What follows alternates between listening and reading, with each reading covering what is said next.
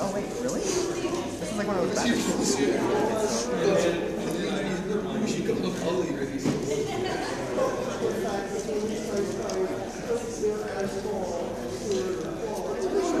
good to see you. Yep. How you doing? Pretty good?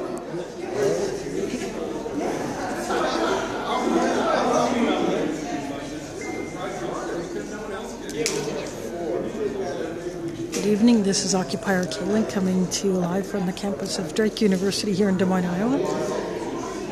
For the first of two events, as soon as this one is done, I will tail downstairs for the second one. So I will cut the stream, archive it, so that I will have two separate videos off of this. And this first one will be a discussion about divestment. It is organized by students here at Drake and their allies. And some of the students are putting their posters back on the sandwich boards after bringing them up here. But it is not specifically for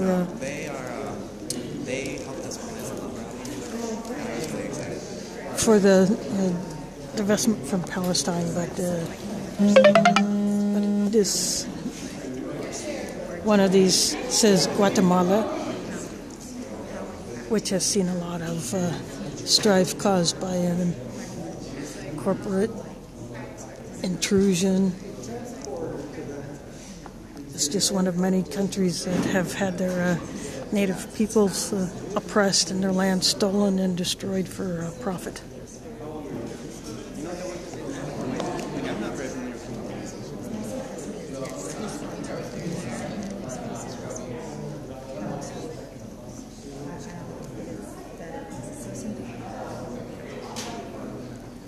If you look on the event page, it'll probably say more.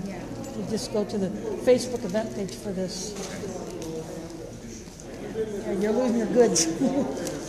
I'm live streaming this so that there'll be a video of it, and people who cannot attend will be able to see this. Were you at the Love Route? Yeah, I streamed that. She was at Gaza. Yeah, I did all of those. Yeah, I live streamed all of those. And there's an event downstairs that I'll be streaming after I get out of here. I'll go downstairs, stream that one.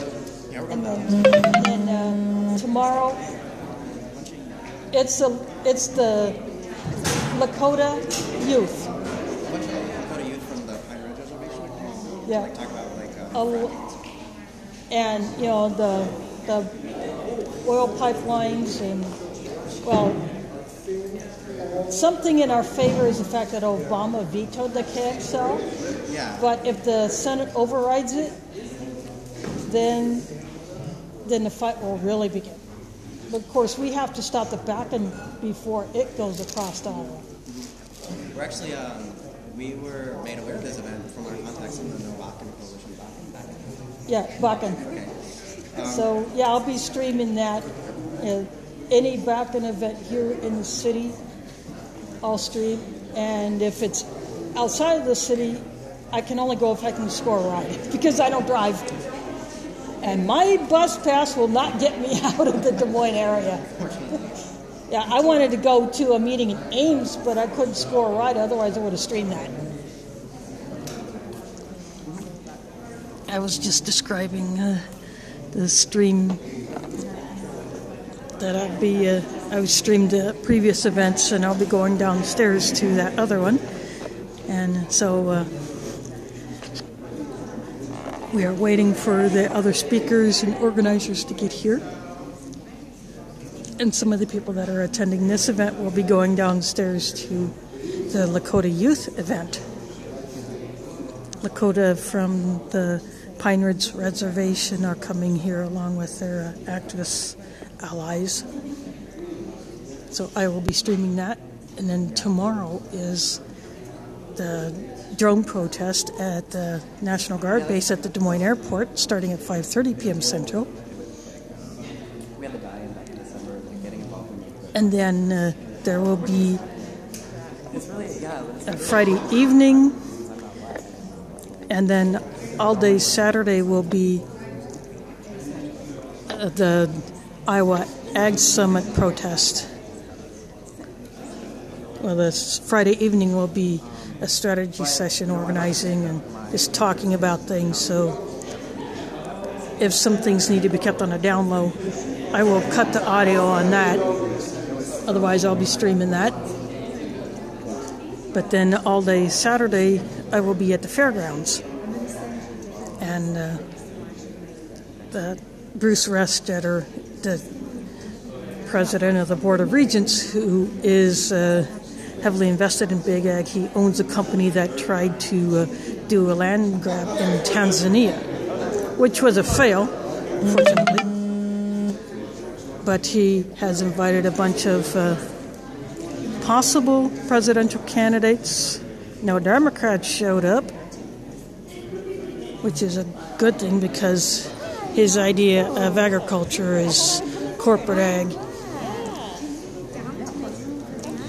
And then I scored another one for the 10th. An event similar to this will be over at the Des Moines Social Club, which is in the building that used to be the Des Moines Fire Station, number 1. So I will be streaming that. So I will be one busy streamer. Nope, I don't think you're on. There you go. Now you got juice. We're running just a few minutes late, so I'll be here soon. Sorry, thank you for waiting. Well, Be like that'll another 5 minutes, maybe max 10 minutes. that'll give more time for people to get in here. Yeah, this event was moved up here. Was supposed to be downstairs. But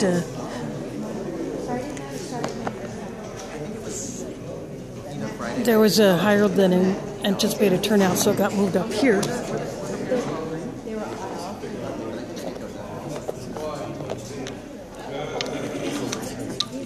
This room is called Parents Hall. Oops, sorry, I'm also taking a drink of my soda.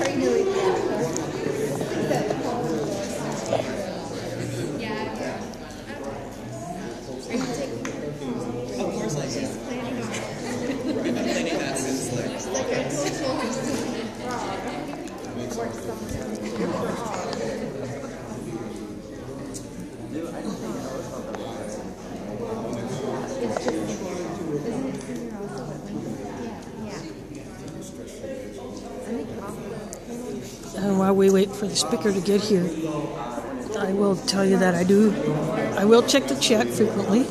I may not say a whole lot. If I do, it might be quiet, or I may type my response. But I will check the chat, so if you see anything or hear anything that sounds off, like it sounds like it's coming out of a blender or it sounds like it's looping on itself, do give me a yell in the chat and I'll stop and restart the stream, and that usually fixes that problem, although I haven't had that problem lately. But do let me know if my stream is acting weird, and I will take care of that. And I also want to give a shout out to any restream channels that will be picking up my feed and rebroadcasting it, if they so choose. There are quite a number of channels on livestream.com that do the rebroadcasting of individual stream feeds, like the Global Occupy News Network, Activist World News Now, another one, Occupy Streams, or Global Revolution, or a whole bunch of others that I don't even know that may be doing it, that pick up individual stream feeds and rebroadcasting them. And that brings the stream to even a wider audience. And this really showed itself to be very useful during the height of the Occupy protests. Or, for instance, I would be streaming a march here in Des Moines, and there could be 4 or 5 other streams from different cities being rebroadcast just on one channel alone at the same time. So a person could be sitting in a live stream channel chat and watch 6 protests at once. So I do give a shout out to any of those channels that are picking up my feed or will pick it up and rebroadcast it. Okay. What is going on here will be talk about divestment from countries through investments in international mutual funds or index funds or hedge funds that have ties to companies from other countries, especially if those companies are in tight with the state, with the government. For instance, divestment from companies that do business in Israel, which is a big thing. Companies that do business in other countries that are involved in oppression of other people, or individual companies that may do business with the military-industrial complex or GMOs, things of that nature. So that's what this will be about. And then there will be a related event on the 10th of this month over at the Des Moines Social Club, and I will go stream that. So that's what this will be about tonight. And then the second one that I will go stream is a Lakota youth event talking about their struggle to protect their land from fracking or the Caxel pipeline, which did get vetoed by President Obama. But now the struggle is to keep the Congress from overriding that veto and allowing it to go forward. And of course, the Trans-Pacific Partnership and related TTIP or TTIP or similar agreements, TPPA, are similar agreements for Asia and Europe that are not true free trade. What they are is corporate grabs. And if these go through, what that will do is basically give international corporations and their richest investors and stockholders the power to basically run the show in all countries. And here we go. Thank you so much for your patience so far. This mic is not working with me today. Yeah, you're coming over now. And we're good to go. Thank you again.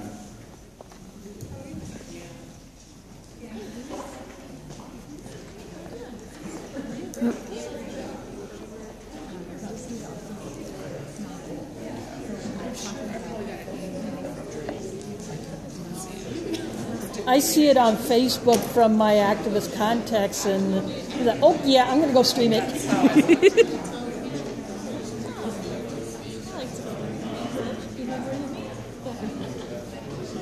Hey Denise, hey, good to see you. Thank you so much. Looks like people are finding all kinds of reasons to be up here, how they heard about it, which is good.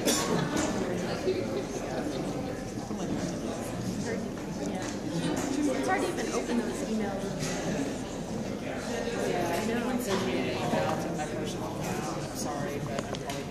I have issues with the Wi-Fi here. I just can't get good signal off of it, even with some getting me into the student Wi-Fi with the password. I just can't get good connection off. I'm a student here and I have to re-enter it every time. Yeah, and the guy that was doing it for me early last year when I streamed an event here, he said it's crap. The internet is crap here. You think of, I you know. met you in last summer. I forgot your name. Kaylin. Kaylin. I'm Maria. I met you at the Gaza. Which one? Well, yeah. Yeah, there are several that. Both of them. Yeah, there Well, is. I only got to two of them. Yeah. Before. Yeah, and I stream those. And I'm going to the social club on the 10th. Good. I'm going to go stream that. And of course, I'm going to go downstairs when this is done and go stream that. Good for you. And tomorrow, the drone protest at the airport. I'm going to go stream that.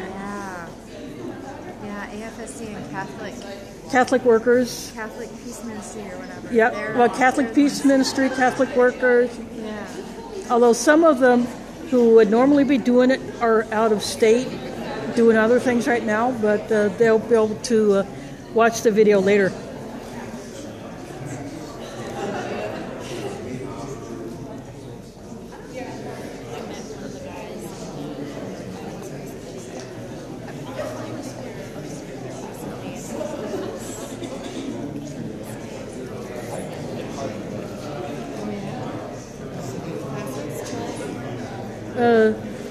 Well, Aaron Jorgensen Briggs works in the Friends House. The Catholic Peace Ministry has an office there, so he is in there. I don't know.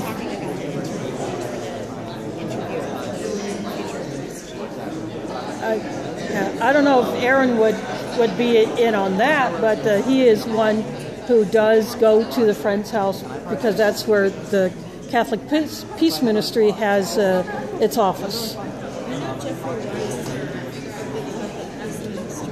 Yeah, Aaron is the other one. Yeah, Aaron Jorgensen Briggs is the other one. He is also a member of the Des Moines Catholic Worker Group. He is a tall, skinny guy. And last year when he went to Palestine, he worked with them on their media stuff. For real this time. Thank you all for coming. I really appreciate you all being here. My name is Alec Jandl. I'm president of Drake University's Middle Eastern Peace and Prosperity Alliance. We were founded 3 years ago with the belief that we can bring peace through education. We try to educate people about Middle Eastern culture, history, and political events. Shameless plug, we do events throughout the semester, so April 2nd we're having a panel on ISIS, for example. Feel free to come to that. But keeping in mind that tonight we're talking about I will have to stream that various one. issues that people find very strongly, I would like to read a little bit from Drake's Statement of Principles. Tonight's perspective should inform a free, respectful, and civil discussion as we develop in our roles as engaged, informed, full citizens. Acknowledge that beliefs and ideas may be unpopular, but it is only through civil and respectful dialogue that we can critically reflect on the value of ideas. Drake's Statement of Principles upholds freedom of thought and freedom of expression as central to the university's educational mission. Drake encourages civil debate and discussion of divergent perspectives and opinions, and states that the purpose of doing so is to create a community in which shared purpose transcends difference and respect for human dignity transcends conflict. So our speaker tonight, Dr. Imani, he is professor and chair of the Department of Black Studies at the University of Nebraska at Omaha. In 2012, he taught there sociology and Africana studies at, before joining the University of Omaha, Nebraska in 2012, he taught sociology and Africana studies at James Madison University. Dr. Imani earned the doctorate program, I tend to stutter a lot, and it's like a comedic relief of these presentations. Dr. Imani earned doctorate and Master's of Arts degrees in sociology and a Master's of Arts degree in political science from the University of Florida. He is also on the editorial board for two journals, the Critical Sociology and the Journal of Radical Racial, and the Journal of Racial Pedagogy. So thank you for joining us tonight, and it's my pleasure to introduce Dr. Imani.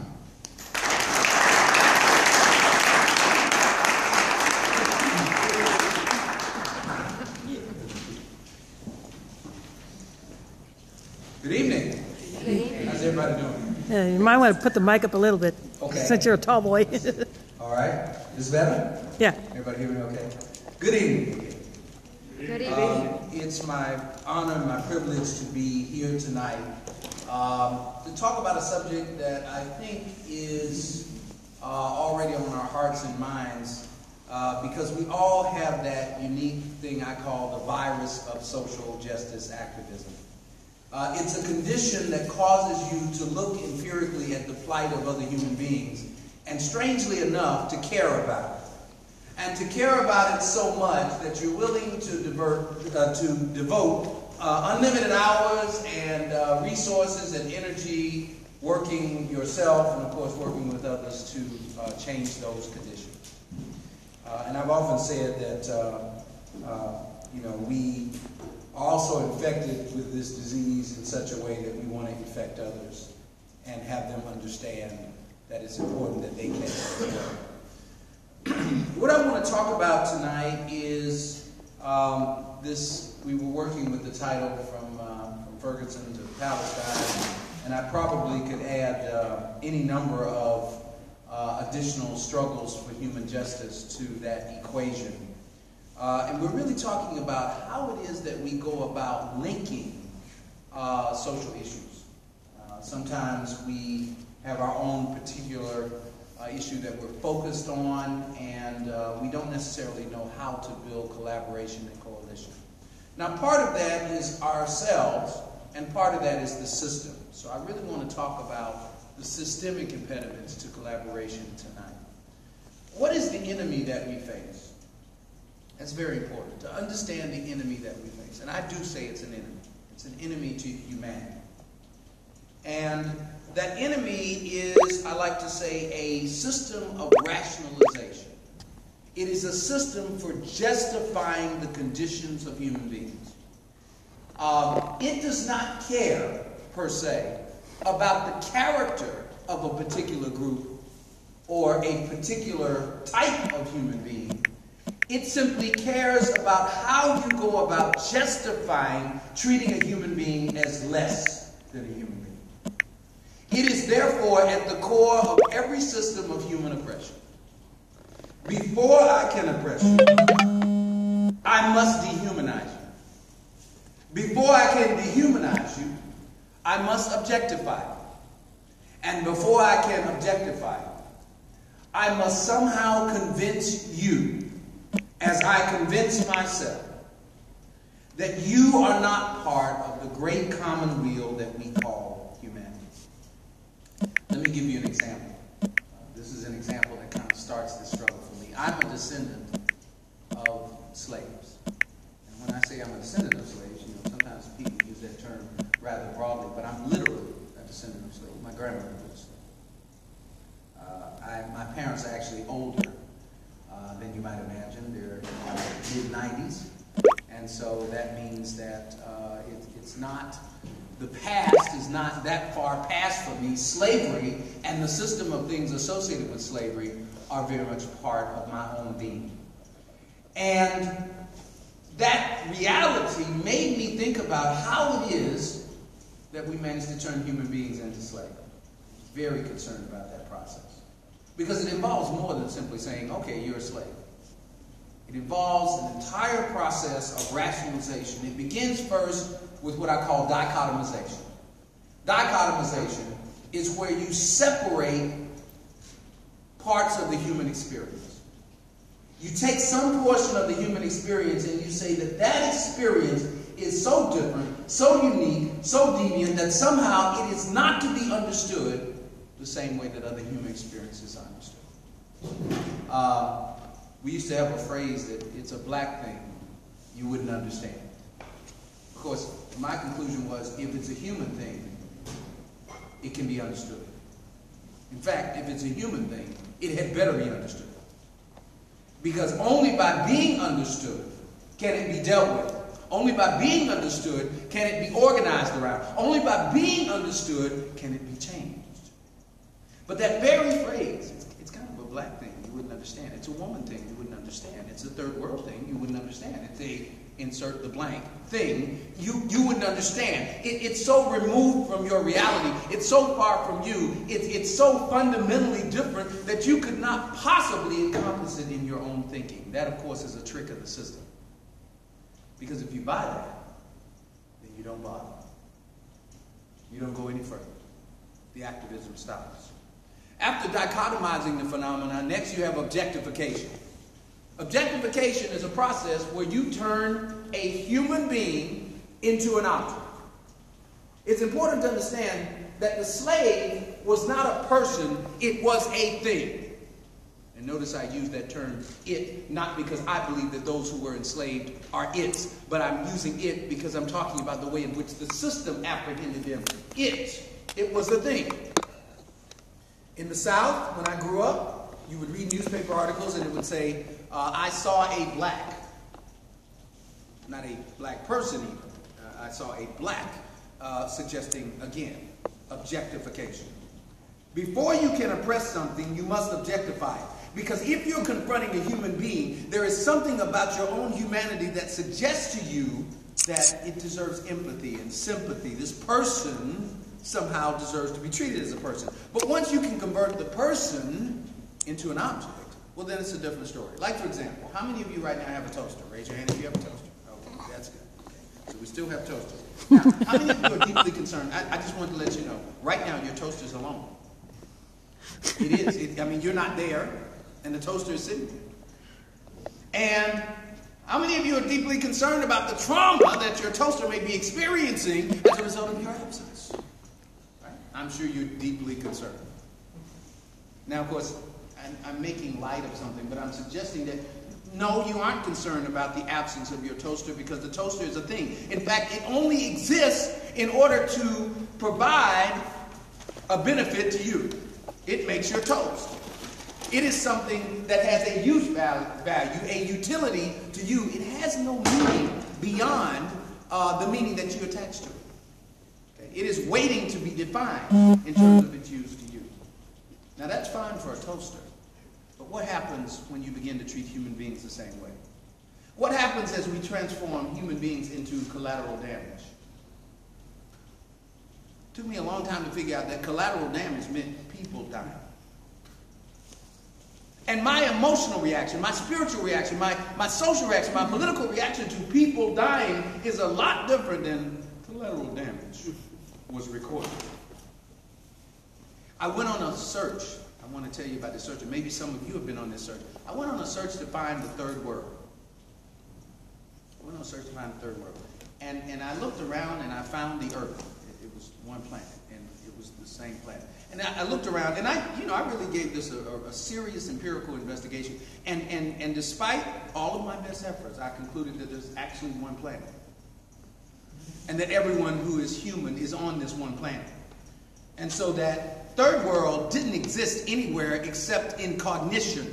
And the point of that terminology of third world was again to suggest, like that term, it's a black thing you wouldn't understand, that somehow this world, this set of human experiences are not part of ours.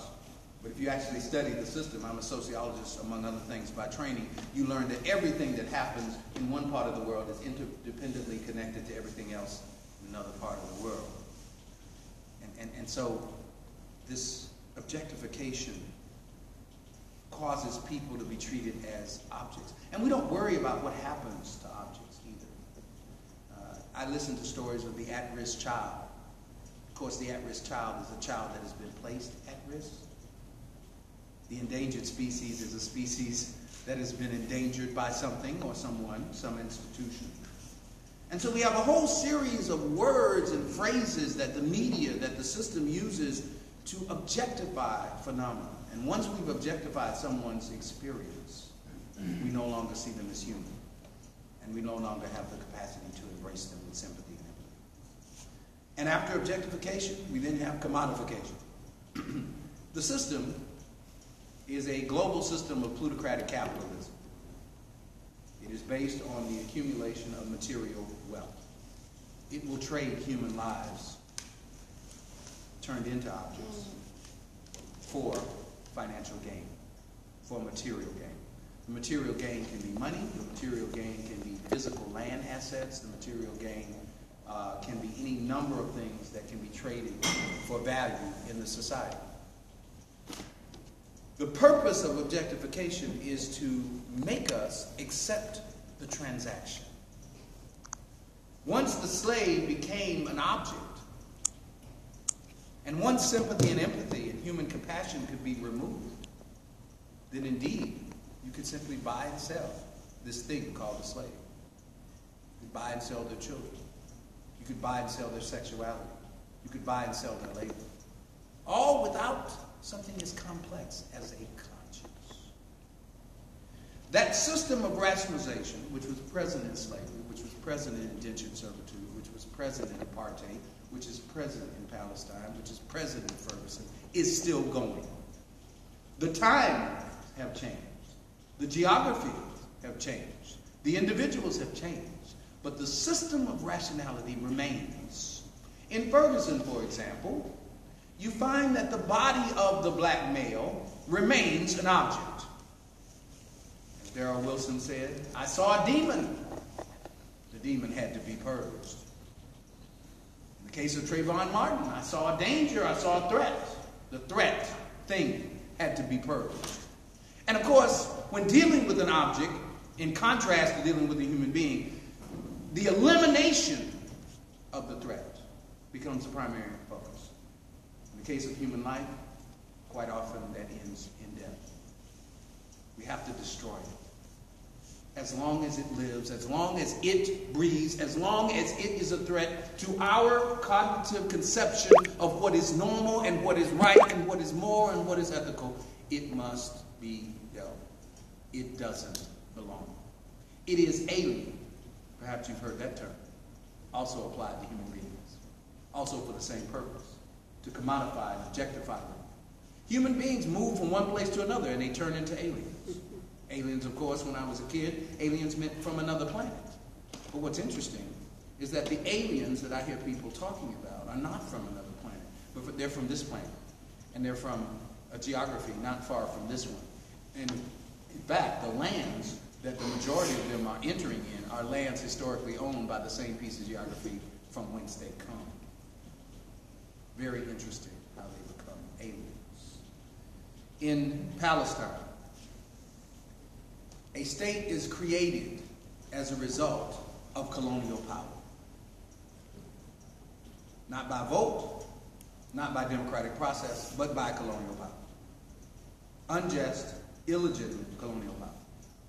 That state comes into existence, and that state then declares a dual citizenship model, where some become citizens of the state and full participants in the economic, social, and political benefits.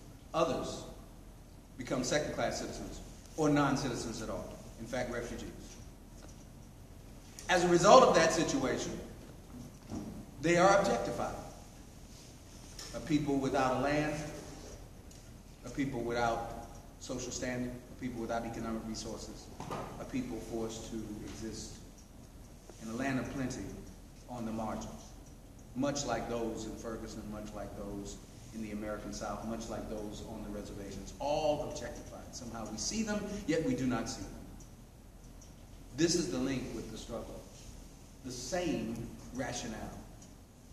That in order to oppress you, I have to objectify, I have to commodify, I have to dichotomize. And of course, as a social activist, our task then becomes exposing that process. Wherever it exists, we must expose that process. We must turn the objects back into people. How do we turn objects back into people? We give them histories. We tell their narratives. We tell their stories. We stand with them. We organize with them. We share our resources with them. We, in every way and in every action and everything that we do, treat them as full human beings. Hopefully, we will inspire and uplift others to do likewise. And eventually, the objectification becomes impossible. But it's not easy. Because in order to do it, we must build these things called coalitions. Sometimes, even when we understand the imperative to be able to go around and liberate people from systems of oppression, we don't understand that that also means that we must work together. We all have our respective issues of concern. Most of us, I certainly had my issues. I was very much ensconced in the struggle to overthrow the system of apartheid. In South Africa, I was ensconced in the struggle against global militarism, which was another concern of mine. This notion that somehow weapons were superior to people, and that rather than providing resources for people to eat and provide housing and clothing and shelter for themselves, we would rather buy weapons that would destroy people and places and resources. Those were my issues. But I met people who had other issues. And it was an interesting thing because I understood their activism, but I did not always understand how it was that what they had to say could be a benefit to me. One of the things I learned is that the act of coalition may be the most important revolutionary contribution to the struggle. The act of coalition. Why? Because in the act of coalition, we confirm our humanity, and we confirm the humanity of others. In the act of working together, we establish the principle that we must work together. We develop the practice and the culture of working together. And we succeed. We make progress because we are capable then of working together. Marxists, socialists, friends of mine at the college level, turned me on to the fact that behind the system of slavery that I so bitterly opposed, and the system of apartheid, was an international system of economic distribution. And taught me that I could not understand the enslavement process or the apartheid process without understanding the fundamental logic of that economic system. Colleagues of mine in the struggle against patriarchy helped me to understand that I could not look at that either without being concerned about the division of labor and the exploitation of sexuality and gender in that context.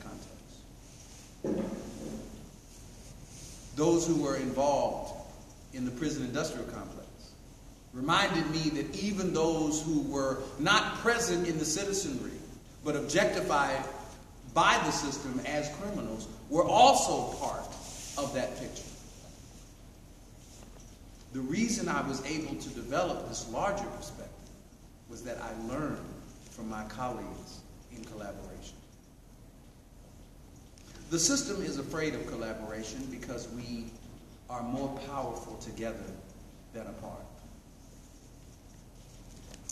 Let me repeat that one more time because I think it's an important point. The system is afraid of collaboration because it knows that we are more powerful together than apart.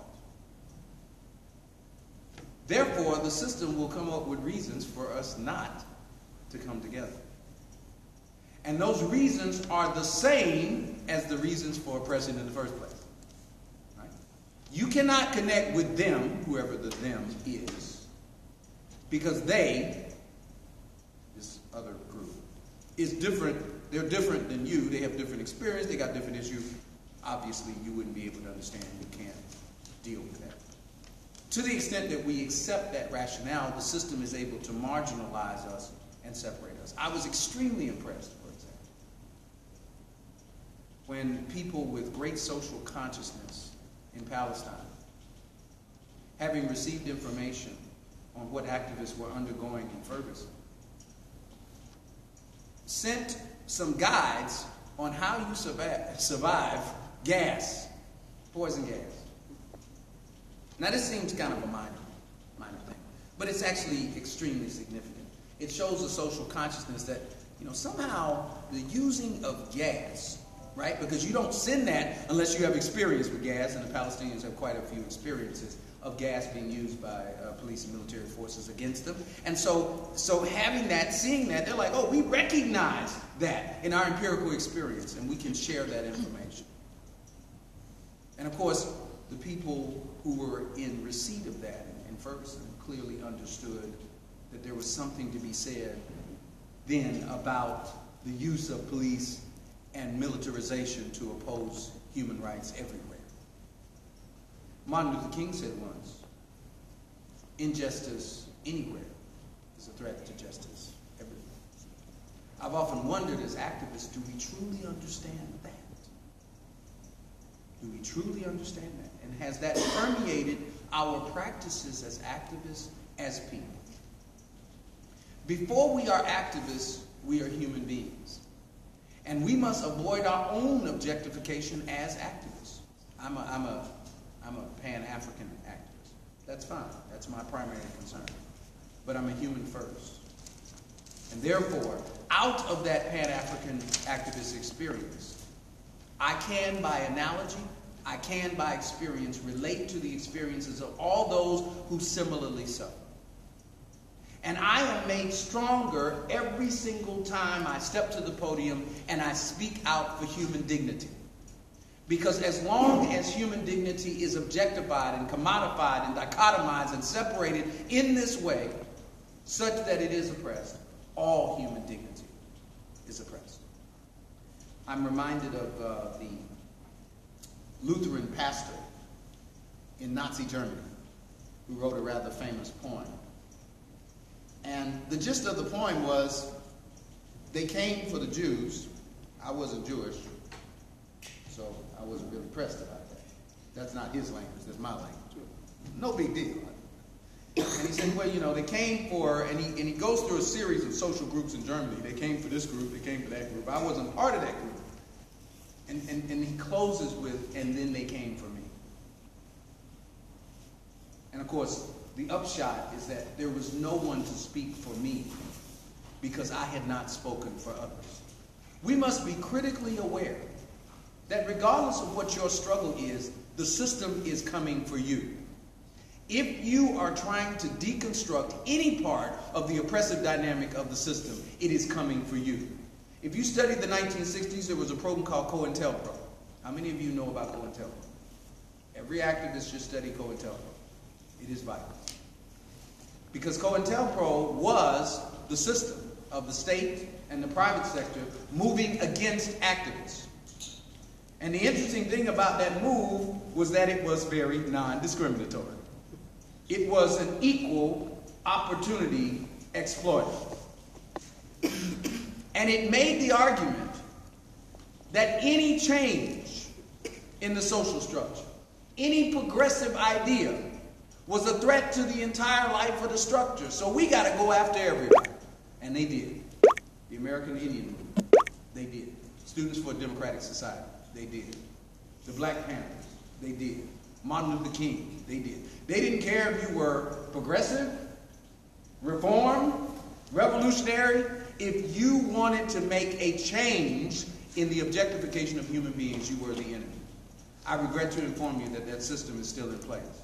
I regret to even inform you that in the United States, many of the individuals who participated in the creation of the system are still in place and still in government and still have the same ideas. Therefore, we have to be conscious. We have to consciously organize as collaborative partners. What does it mean to be in collaboration? I've often said collaboration is a little bit like a marriage, right? A stereotypical marriage. In the sense that things are not always pleasant. There are challenges in a relationship. In fact, I don't even have to use marriage. I can use any kind of friendship or whatever. Most of us, if we're honest, we know that we've had a relationship with this person that we just absolutely love. We love them, and sometimes we love them so much that if we could just strangle them just a little bit, we would improve the relationship so much. Because for some reason, they just can't recognize that they're just wrong, and I'm just right. Right? We've all been there. Well, the same thing happens in collaboration. But you stay in that relationship, right? If that's a real friend, you stay there. Even, regardless of this little thing that's driving you crazy, you stay in because you understand the importance of that relationship for the larger picture. We must do the same thing in coalitions, although sometimes in coalitions it's a lot easier to just, sever the relationship and go off into our own corners. We are never as strong by ourselves as we are when we connect together. And so therefore we should stay in. How do you stay in? First of all, abandon some of the lies that the system tells you about collaboration. First thing they say, collaboration means you got to agree on everything. Now, I'm a sociologist, like I said. I've studied a lot of human beings from a lot of different places. I've studied people in very different cultural systems, social systems. If unanimity is the basis of human activism, there's no purpose for me being here, and I can just say goodnight. Because I have never been in any organization, even organized around one issue, where everybody agreed on everything. But we agreed that something other than the status quo must obtain. That was our core principle. That we will not accept apartheid in South Africa. We don't all agree about alternative models, and we had spirited debate about alternative models of what to do after apartheid. But the key word, we understood that after apartheid was based on the principle apartheid must go. The status of the Palestinians must be addressed. Period. The police brutality structure, not only in the United States and Europe and Central and South America, must be addressed. We understood that the injustice, the oppression must be dealt with, and that was the basis on which we organized. And we said this: there may not be one single road to doing that. The more roads we have to the destination, the stronger we are. Which was a very radical kind of revolutionary thinking. Because, we had always been taught by the system, you got to find the perfect solution when you find the perfect solution. Then we realized that's where we learned it from. We learned it from the people we were trying to oppose. Audre Lorde, black feminist, revolutionary, lesbian scholar, said, you cannot use the master's tools to deconstruct the master's house. I think activists really need to muse on that particular that idea. I think that's a very revolutionary. You can't use the master's tools are honed and designed for the construction and maintenance of the master's house, in this case the status quo. So if you as a revolutionary start using that technique, there's going to be technical difficulties. And one of those things is this idea that there's only one correct path. It's all or nothing, right? Either the Democrats win or the Republicans win. It's hot or it's cold. It's white or it's black. It's up or it's down. It's this or that. And of course, if you accept that as the basis of your organizing principles, you will not have any coalition. Africans believe, and I'm involved in the African struggle, so I'm going to throw in an African organizing idea, in this thing called syncretism. Syncretism is the notion that, you've got an idea, I've got an idea, and the contours of the idea are based on the same spiritual and social objective, so therefore we can merge those together. And you will see in many traditional areas around the continent, you'll see a strange syncretism. Let me give you an example.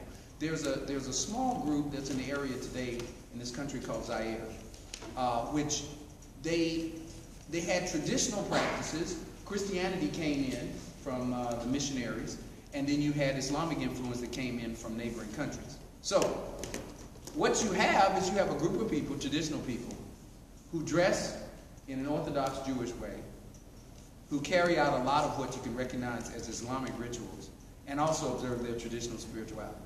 And they don't have any problem. They don't see themselves as conflicted or confused or whatever. Now, of course, if you get some Western scholars to go over there, those people must have, they're schizophrenic. Something's wrong with them because they're supposed to be one thing and they're not being the one thing, they're confused. I'm sure some people would want to go over and help them be the one thing. But they understand that, well, if we try to attack any part of this, we attack part of ourselves. And so we are made stronger by incorporating all the dimensions of what we have historically experienced into our common struggle for progress socially. That is the attitude that I've always taken with respect to activism. That we are stronger with all of the different lenses brought to bear on what it is that we're doing. If you do not have a critique of patriarchy in your organization, you have a problem. And I'm not saying that you have to be an anti-patriarchy focused organization, but I'm simply saying if you do not address patriarchy in your would-be liberation organization, you've got a problem. If you do not address white privilege, you've got a problem.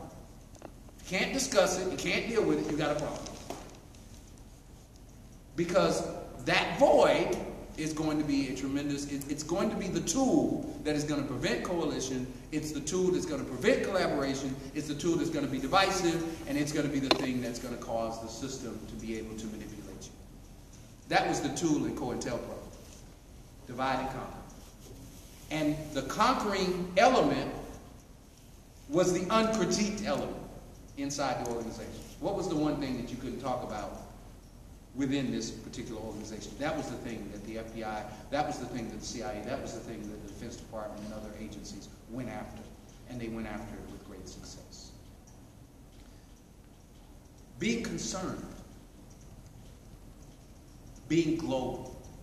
One of the other things that sometimes happens is that, especially in Babylon, especially in the behemoth, in the U.S., we sometimes have what I call the ostrich syndrome. The ostrich syndrome, you know, those of you, the stereotype of the ostrich is that the bird kind of buries itself in the sand, and it kind of contemplates where it is. It doesn't really bother looking around. Sometimes in the United States, we kind of develop this perspective where everything that happens here is of tremendous importance. Everything that happens internationally is just kind of this thing that's going on. Some of you, obviously, you are deeply engaged, so you're not in this problem. But I do know lots of activists who, if I said that the issue they're working on is critically connected to something going on in Bangladesh, they would kind of look at me like, huh? What? Why would I be concerned about Bangladesh? Well, beyond the fact that there are human beings there and we should be concerned about all human beings, it's the fact that this issue is centrally connected. I mean, you know, imagine that you've got a critique of there are a lot of people that want to critique the American capitalist structure. I have lots of friends who are Marxists and socialists, and they have all these critiques. And I'm like, you do recognize that you need to be talking about labor patterns in the so-called developing world, right? You do recognize that you can't talk about Walmart unless you understand the high cost of low price for those who are on the other end of the product. That smiling face is a Nazi symbol. That's where it comes from. You know, a little smiling face, Walmart. You know, smile. Prices are falling. So are lives that produce those products. Apple. You know, I have one Apple device. It's called an iPissed. I've been pissed for several years. I have not had to upgrade. The iPissed 1, iPissed 2, and I'm really pissed 3. They're all very similar in terms of technology. Having mastered the learning curve, I don't worry about it. Apple, of course, gets its coltan and other elements from Central Africa, which are those materials are honed in a civil war that has taken the life of 25 million people. Now, I've seen some people critique Apple as a corporate structure. They forget the Congo. Activists must be global. Not because you want to be a global activist, but because the things that we fight and the system that we engage is inherently global. It is not an accident that, for example, many of the implements used to maintain the apartheid system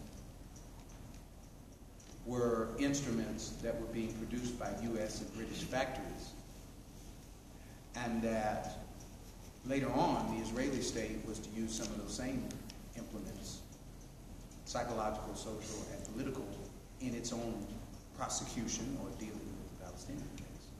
Now, you know that if you study history, but if you're not connected on a global basis, you're going to miss that.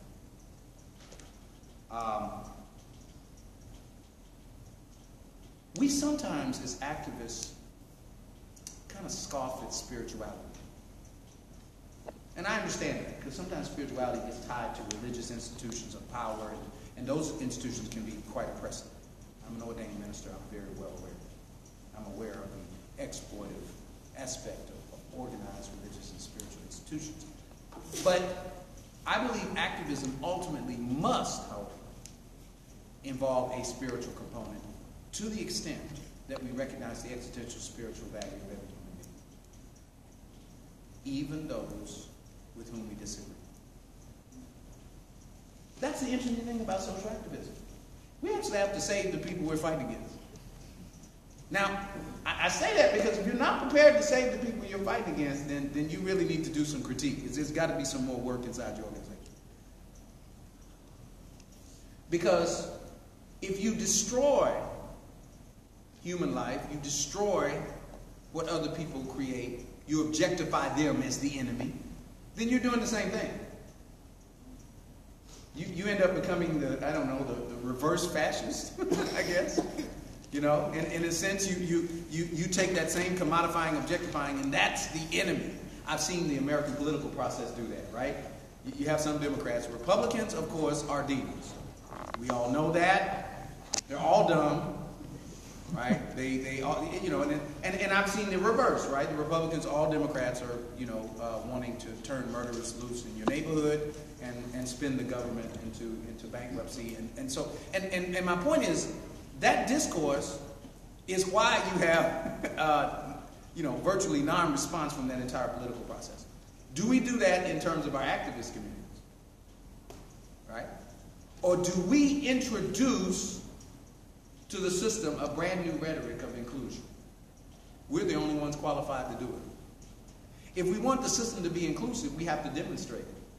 I had an elder activist tell me one time, if it is to be, it must be me. And in it and in me, you must see. And what he meant by that is that I've got to be the embodiment of the principles I say I believe. So if, that is to say, if I have a peace organization, you've got to see me not just saying that I support peace. I got to be peaceful, and I got to actually use peace as a creative tool in the concept of what I'm doing. If I'm an anti-racist, then I got to be consciously anti-racist. It's not enough to simply have a rhetoric that, you know, this week I'm opposed to this. And sometimes I'm not sure how thoroughgoing our critique is of the status quo. We say we want to critique the status quo, but then we proceed to kind of go back into it. I've learned to embrace the humanity of even those I seriously oppose, to the point where I probably embrace their humanity better than they embrace mine. See, I'm going to say that I see the humanity of police that are in the streets of America. I'm absolutely bitterly opposed to police brutality. I think it's a scourge of any civilization that would call itself civilized. That being said, I understand the police officer, in the context of a society that has taught for 300 years a structure of white supremacy which teaches that the black male body is criminal by definition. By definition, not by action. Go back and read Thomas Jefferson in his diaries.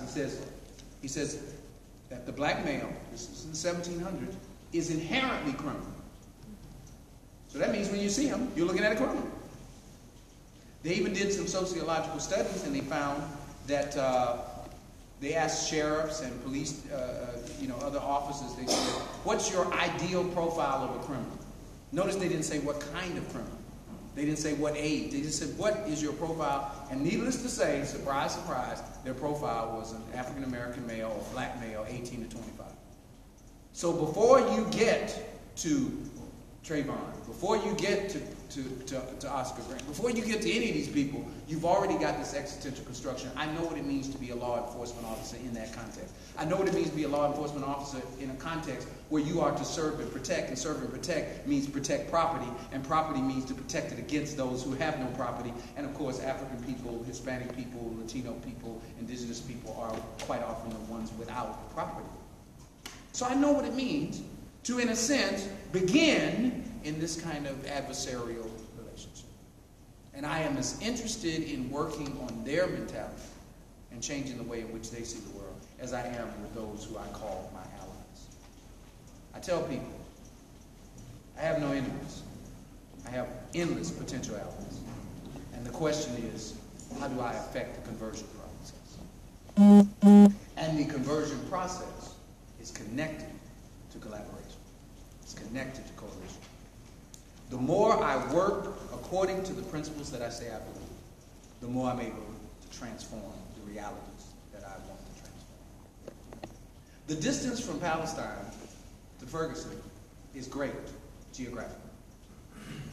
I hope I've been able to establish in the brief time that I've been talking that the distance in human terms is negligible. That's the understanding that we must have.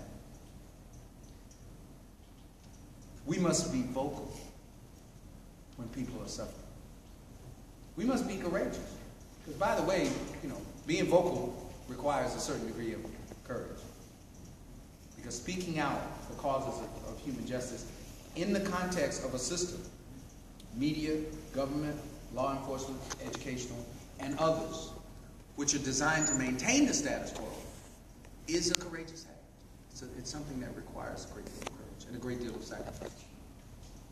One of the things I always tell activists is I want to thank you. I want to thank those of you who are here tonight who are activists, however you define your activism, because I recognize your courage.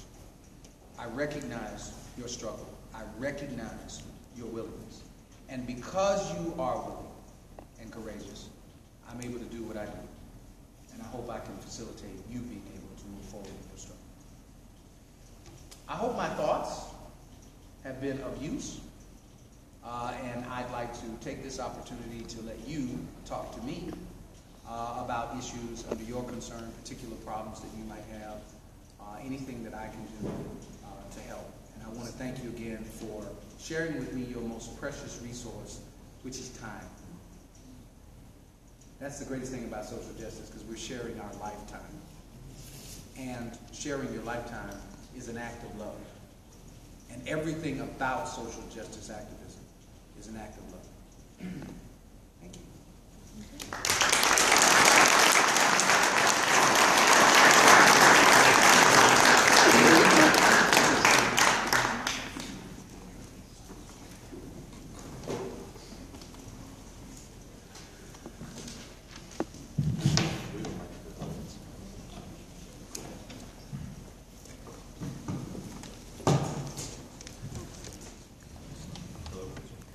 There's a switch on the side, I think. Mike check. Oh, yep. There you go. So we'd like to take this time to ask a few questions. I'll bring the mic around just so that we can have it for the video and everybody can hear you. So if you just raise your hand, I can bring you the mic. Good evening. Mark Finkelstein with Jewish Federation. You have delegitimized the state of Israel. What is your plan for Israel? Do you want to disappear? Do you not think there's a need for a Jewish country? My own position, and I've articulated this, first of all, I myself believe that the state of Israel was born under British colonialism. And British colonialism, from my perspective, was never legitimate, particularly... It was born a lot before that. I'm sorry? It was born a lot before that. Yeah, no, I'm referring to the 1948 state and the Balfour Declaration and documents. I'm simply referring to that. There are the things before that. My position has always been that land could be shared by all of the people under an equal basis of citizenship. I've always believed that. I have never advocated for an Arab-only country or a Jewish-only country. I've never advocated for any kind of construction that would exclude the rights of either group. I believe that there are a lot of colonized societies which were born as a result of colonialism, and in each of those countries I have advocated that all of the various groups which have been the victim of that would share the land equally. I believe that there are, I know for a fact, and have worked with Israelis as well as Arabs, as well as people who are in Jordan and other places who are committed to this idea of one country. I am a supporter of that. I recognize that that has not been the dominant discourse either according to the state of Israel, the United States, or whatever, but I believe that that Dr. King's maxim, which is we will either come together or share together or we'll die together, is I think there's a great deal of wisdom to that, and that has been my position. I'm not interested in delegitimating individuals or Israeli citizens. In fact, I've been very much involved in Israeli and Palestinian citizens, and in fact, I've often believed personally that if this matter was ever turned over to intelligent, righteous Israeli and Palestinian citizens, that there would be a more intelligent agreement than some of the more militaristic, exclusionary, philosophically minded people who have run the political entities. So that's my position. So how do you share a country that's a seventh the size of Iowa with people that want to kill you? Well, I think both groups can answer that question. Right. Well, I mean, you know, we have had, there are a number of models available in the global system. South Africa is one of them, but it's not the only one. Northern Ireland is another. There are a number of models that have been out there, and I'm not claiming that any of them, without customization, could instantly be dropped. But my argument is, and I think Yitzhak Rabin, among others, was moving down that track of having this discourse for mutual, what I'll call mutual rehabilitation. There are obviously people who are not committed to peace, that are not committed to justice, who have been honed in war, who want destruction. And any society has to deal with those kinds of individuals. I recognize that. But I simply don't believe that's the majority of people in Israel. I don't believe that's the majority of Palestinians. And I think that portrayal and that idea is maybe one of the major impediments to constructive human discourse.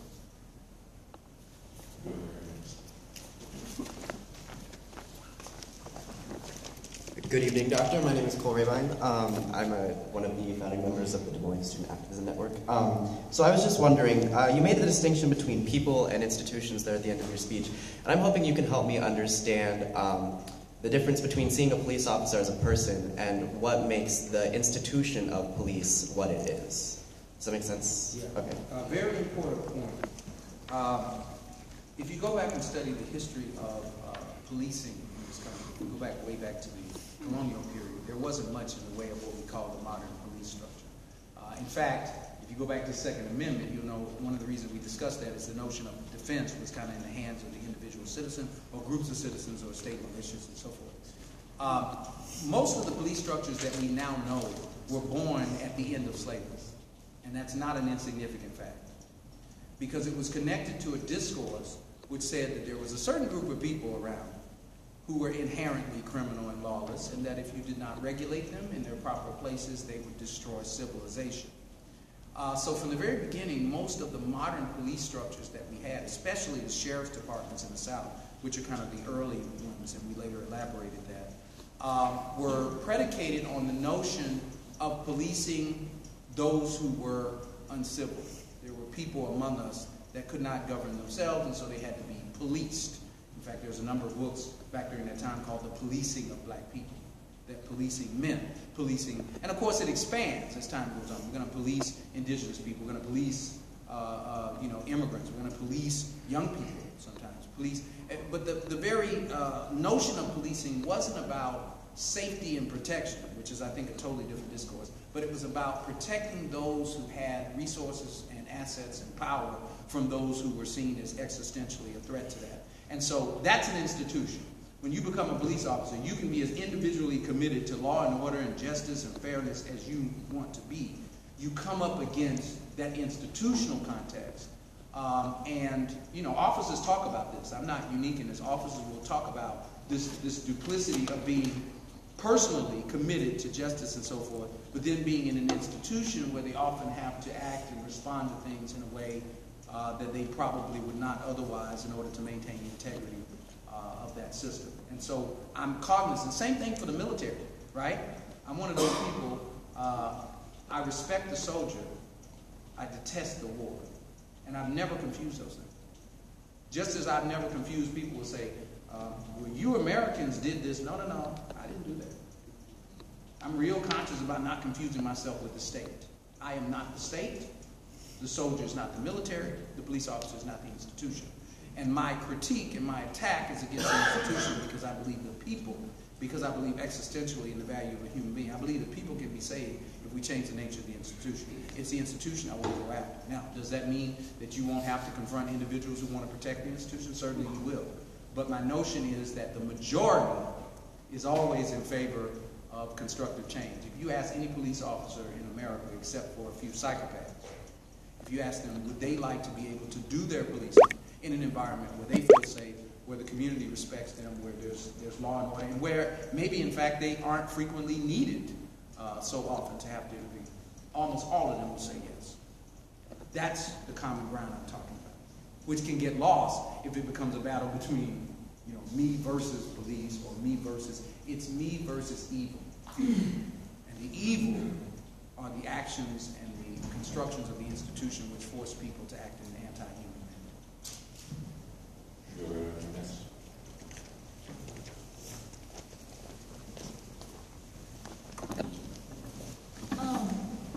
In rhetoric, and I completely agree with you being the individual versus the system versus the institution, but it almost seems in reality the institution is a group of individuals. And how do you divide that? Well, as a sociologist, we have a different point of view. We don't equate. I mean, that is to say, we know even if we form a group, if 10 of us form a group, the actions of the group, the actions, the resources we have, the actions that we may consider taking. For example, our decisions might be majority rule. They might be common consent. It might be we could design a new system.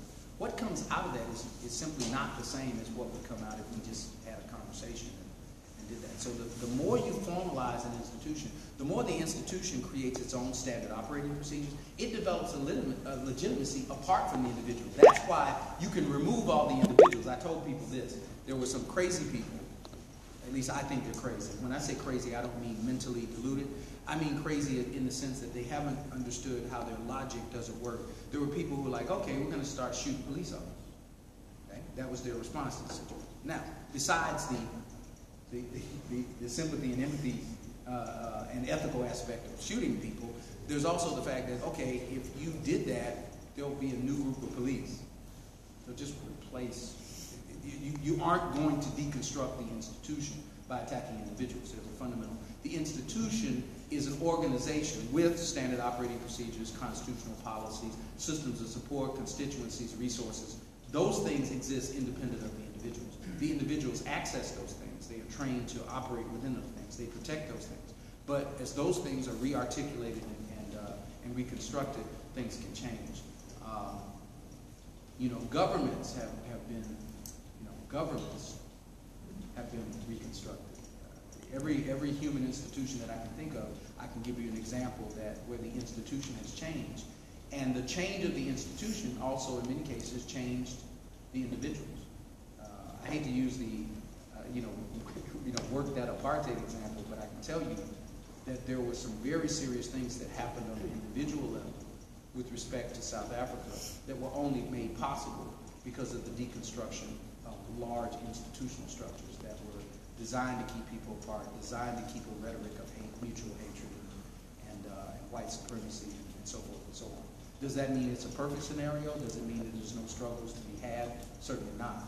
But no, I actually don't. I'm a teacher in the educational system. If anybody thinks I'm an advocate for the Eurocentric education that most people receive in this country, they will be deceiving themselves. So I recognize that I'm a teacher and I play a role in that system. I don't, however, let my, to the extent, I obviously have to meet some regulations and do some of that, but I'm real clear about my pedagogy and my curriculum trying to enliven humans and not turn them into drones or products to be consumed by the corporate structure of the system. And there are other revolutionary teachers who exist, but there are also some teachers who simply follow the book, whatever the book is. So you will find some people that are true believers in the institution. You will find some others who are revolutionaries. And of course, I hope there will be more revolutionaries. There are revolutionary police officers. I trust it. I know some. They go to work every day and they make a tremendous difference, and they prevent some of the kinds of things that we see. And I want people to know that they're there, and I speak for them because that's a testament to humanity in the midst of an anti-human institutional structure. Doctor.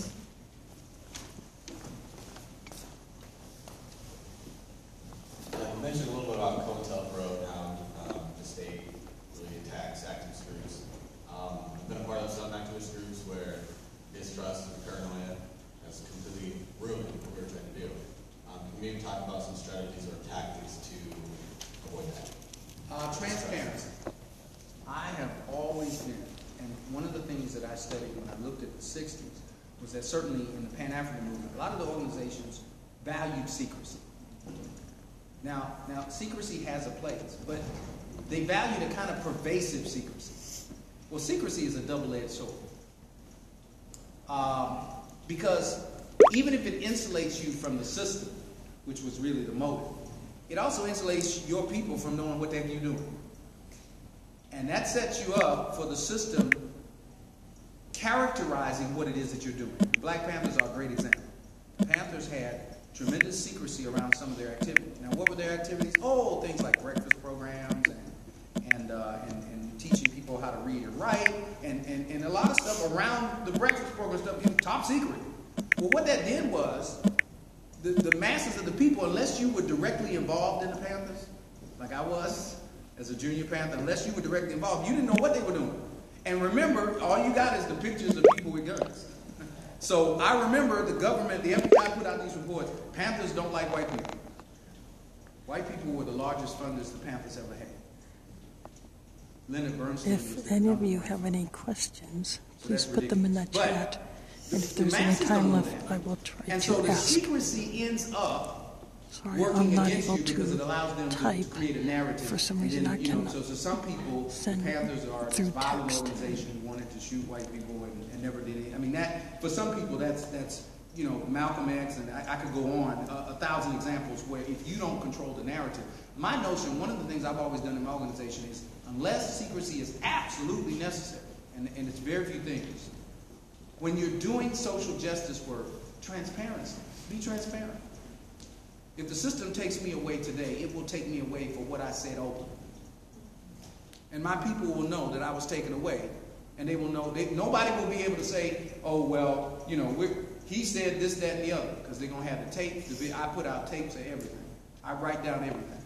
I am completely transparent because I believe that what I'm saying is just and right. And if it's just and right, I'm not ashamed of it. I'm not trying to hide it. And now, does that insulate me? No. It means I could be a target of the system. But I'm prepared to be a target on the basis of truth. And you'll know why I get taken away. And that means the response in terms of organization and the continuity. I tell people, if you take me away tomorrow, all my organizations keep going. Because it's about the mission. It's not about me. And the transparency helps. So that would be my recommendation, more transparency.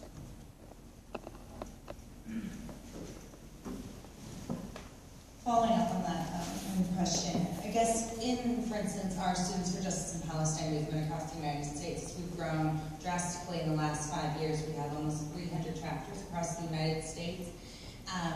We're starting to see it's like you said, a double-edged sword. I guess I was wondering how transparency can play a part of this, because our growth and our strength comes from strategizing at this national level in solidarity with Palestine and struggles across the world. But at the same time, how can you strategize, I guess, looking forward and into the future, for instance, with working in boycott, divestment, and sanctions, as we strategize divestment movements on college campuses, very much if Zionist organizations or those that do not want to see justice for Palestine and what that will result can beat us to it. So we do have to maintain a level of secrecy, but yet at the same time we're starting to see how that secrecy, at least on our national level, just from the Midwest and the East Coast to the West Coast, we're starting to break apart and attack one another in the regional stuff. So I guess I think the other part to secrecy doesn't mean universal. The opposite of,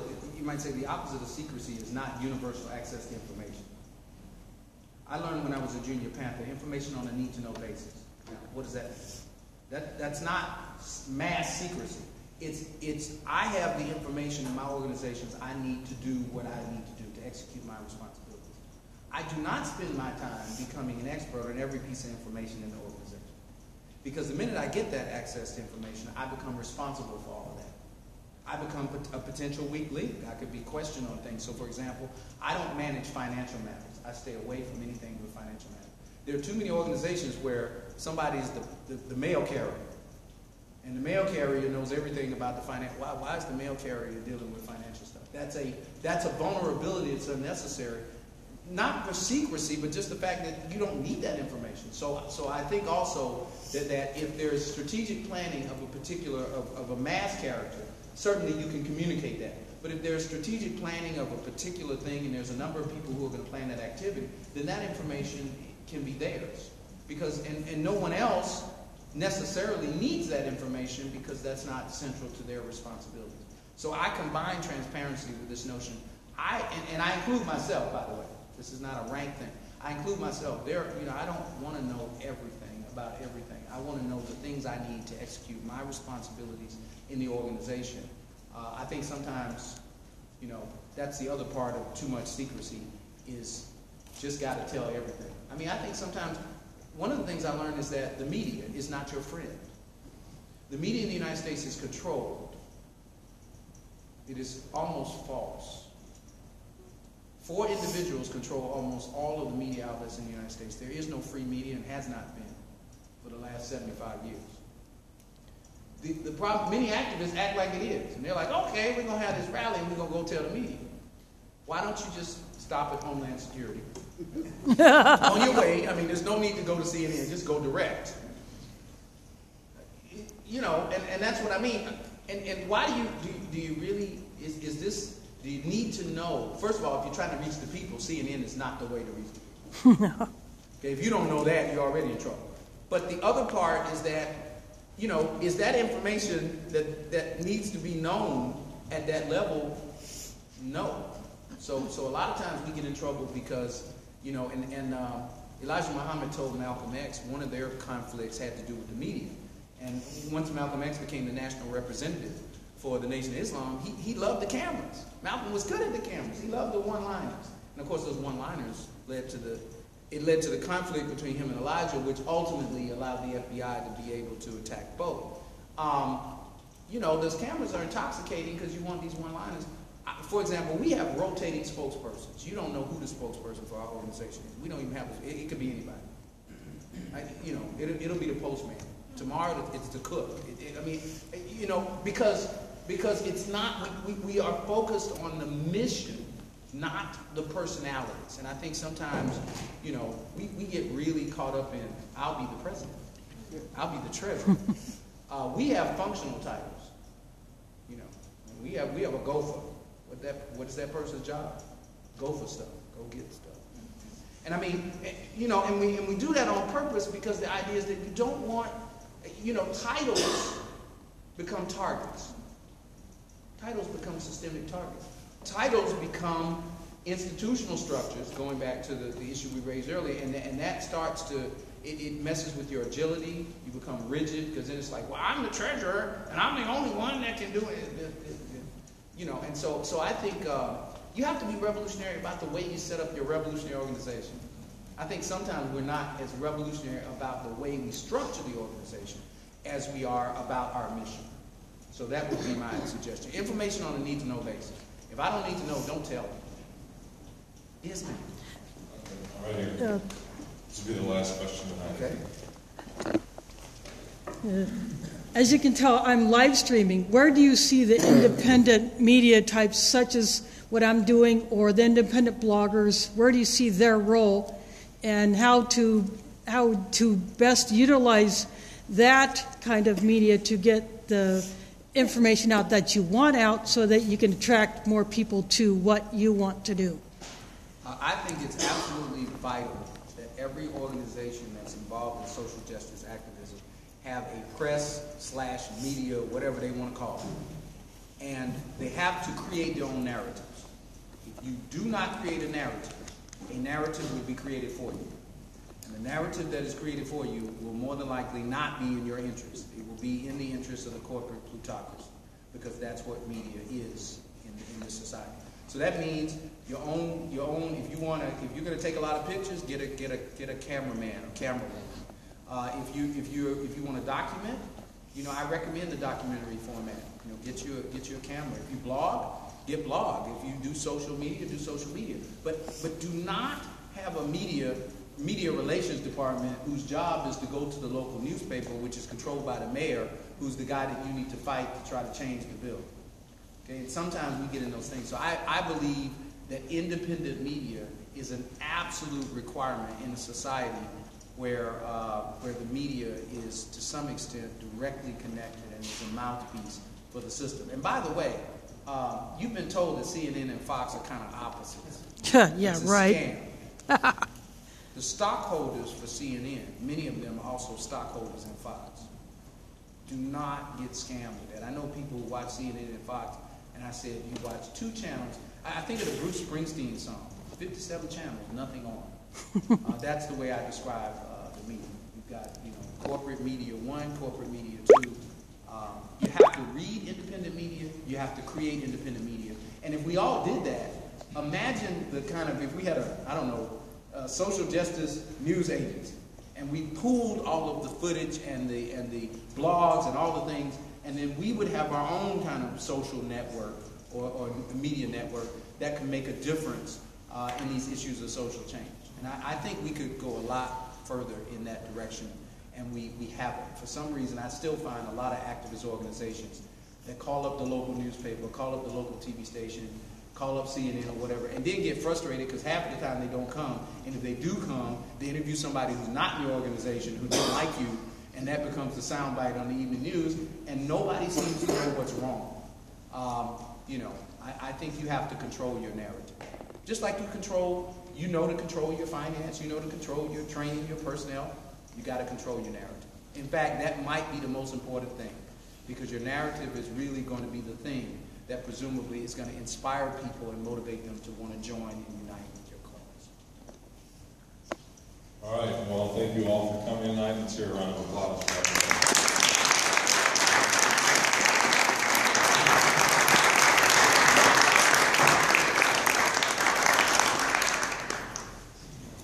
That's it. Have a good night, guys. I'm going to go ahead and shut this stream down because I got to go downstairs and get set up for the Lakota Youth event. So see you in a few.